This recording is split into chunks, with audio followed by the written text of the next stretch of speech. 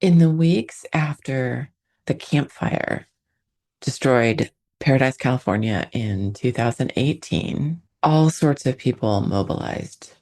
Volunteers filled the aid centers, there were counselors who staffed temporary clinics, resources distributed, the media covered the response daily. Residents stood in line for housing forms and insurance claims and getting food. And a lot of people said the same thing. You know what? We're fine. We just need to rebuild. But months later, after the debris had been cleared and the media attention had largely moved on, people started reporting anxiety and insomnia and difficulty concentrating because that immediate response phase was over. And in some cases, funding was no longer there and services were consolidated. You couldn't have as many people providing support in this at this time. So by the time some people realized that they might need mental health support, it was harder to find. And that pattern is not a surprise to me. And it's something that just happens again and again. At the beginning, after something happens, everyone just converges to help. And that is wonderful. And it's so important. And that help is loud and lots of it.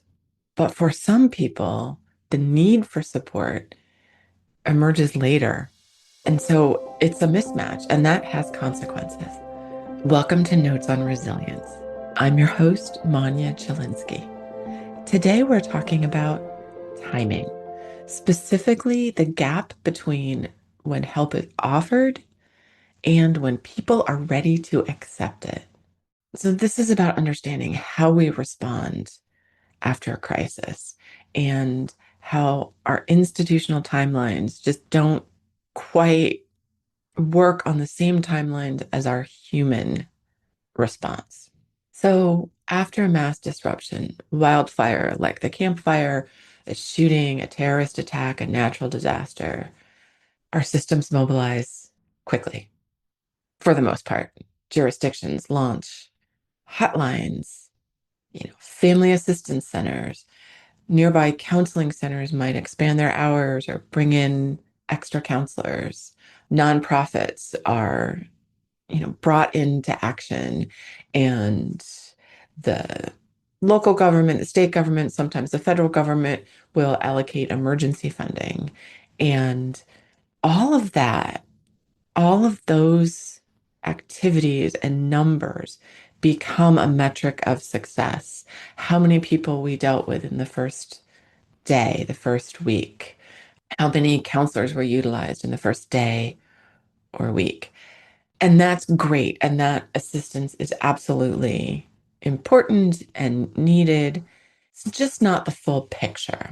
So, in terms of survivor, what's happening is in the immediate aftermath of a crisis, a lot of us are in survival mode, depending on our experience in the event, if we were physically injured or not, if we had property damage or not, if our experience is largely mental health related or not. But we're in survival mode. And so, depending on what happened to you, you might need to secure housing for yourself or your family, share with your family and friends your status and if you're okay. If you had property damage, you've got insurance claims. If you had physical damage, you've got health insurance questions. After a certain point, there might be funerals to go to, and then it's time to rebuild. So, some people need to rebuild their homes, some people need to rebuild their businesses. If you've got children involved, you're focused so much on taking care of them and dealing with their emotions and their fears. And early on, you're just running on that adrenaline and the the need to survive and the need to do these things to take care of yourself. And early on, for a lot of people, you think that you're fine because you're just focused on these really important tasks. Other people resist help. They may be feeling unsettled and scared and all of those things, but they resist help because maybe they want to seem like they're strong and in control. They don't want to burden first responders. Certainly in a mass casualty event, triage is really important. And I know I never thought to approach a first responder for help or to go to a hospital. And on one hand, it was that early on I didn't realize I'd been affected. And also, I recognized the sheer number of people who were clearly going to hospitals needing medical attention. And I didn't want to get in the way of that. And people resist help also because they assume others need help more.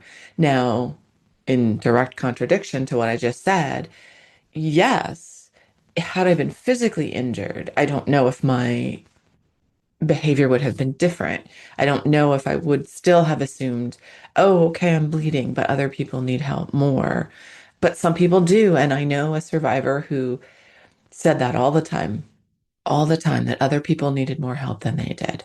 The other thing is early on, people might not seek help because they don't recognize the symptoms in themselves, or they recognize them and just think they're going to go away on their own, which for some people, they absolutely do just go away on their own without any kind of formal mental health intervention.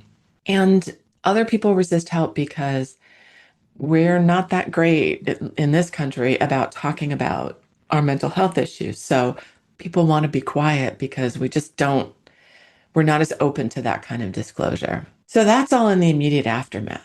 I mean, in some cases, I'm thinking minutes or hours, but days and maybe weeks. But as we move on the timeline and months pass, then those feelings can change. That immediate sense of emergency is gone and needs to be gone. But then maybe people are struggling with sleep issues and concentration issues or irritability. People are avoiding maybe talking about it. Maybe they're avoiding the location. And that can be a time when somebody thinks, oh, maybe I need help. Maybe I need to talk to somebody. And by then, that surge response that happens in the immediate aftermath might be gone. Now, as I mentioned, not everybody needs formal mental health intervention. When someone thinks maybe I should talk to someone, for some people, yes, that means a mental health professional, a counselor, a licensed social worker, a psychologist. For other people, that might mean clergy member, family member, peers, other people who were there, a boss if you have a particularly close relationship. But again, by the time we're a few months out, that surge of support is gone. And for people who weren't affected, they also aren't thinking about it in the same way. Leaders in organizations, cities, workplaces often think, well, if we offer support in whatever way it is, maybe through an EAP or an ongoing hotline, whoever needs it is going to use it. And if somebody says no early on, you know what? That means they're resilient. They're not going to need it. And there's also a belief sometimes that if there's a lot of participation early, that maybe negates the need for long-term coverage. Now, in some cases, absolutely. If we can intervene with someone early on, if we can help them understand that their feelings are normal, in response to this abnormal event can often ameliorate future symptoms. And we can protect someone from potentially getting PTSD. So early participation is an important metric and it does help people for the long term. It just isn't helping everyone necessarily. And we also think sometimes, well, if someone doesn't access those services early on, they're probably not going to need them. And you know what? That simplifies the response. It simplifies the reporting and the metrics and the numbers for the after action report, but it doesn't reflect how delayed stress responses happen. And research across disasters shows that there's just a lot of variability in when symptoms start for people. Some people show immediate distress. Others have delayed responses, and some are kind of all over the map, up and down, fluctuating like a roller coaster. I had some pretty immediate distress, but I have met survivors of the bombing who didn't have immediate distress, but did have that delayed onset. And after 9/11, there are studies that show both the immediate and the delayed onset of symptoms that are consistent with post-traumatic stress. And after Hurricane Katrina, same thing. There were prolonged mental health challenges, but they evolved over time and they didn't peak necessarily in those first few weeks. Now, no one can reliably identify on day one, day three, day seven, who's going to be struggling a few months from now. Often, not even the person who is actually struggling. So I don't want to discount the importance of those early responses and those early resources. Those are important. And for many people, that can be the difference between recovering earlier or developing longer term symptoms like post traumatic stress disorder. From my own experience, those first few days and weeks, they're confusing for sure, but there's also kind of a structure to it. There are press conferences and there's collective attention, and the news is paying attention. And there's a sense that we're all in this together. But later, those things go away. They should go away. We don't need to continue to pay attention to a lot of these things. And certainly life moves on. But for some people, that's when that internal experience starts to make itself apparent. And, admitting that you need help later on for many people feels harder than saying it early on because the conversation has shifted and people are now talking about gratitude and sharing survivor stories, and there's a sense that we should, quote unquote, have moved on. So if you feel the need come up later and it's connected to the event, people hesitate. And the other thing is, later you might struggle with symptoms and not necessarily connect it to the event, depending on how long it takes for you to experience those symptoms. And, in these events, leaders of all kinds across municipalities, governments, organizations, there are real constraints. There's emergency funding that has limited use. The media moves on. Staff who's dealing with all of these things get tired and burn out. And after that initial surge, probably utilization rates drop. And we prioritize those visible crisis phases. And again, we are not wrong to do so. It's later when people still need support that we don't have that structure set up quite as well.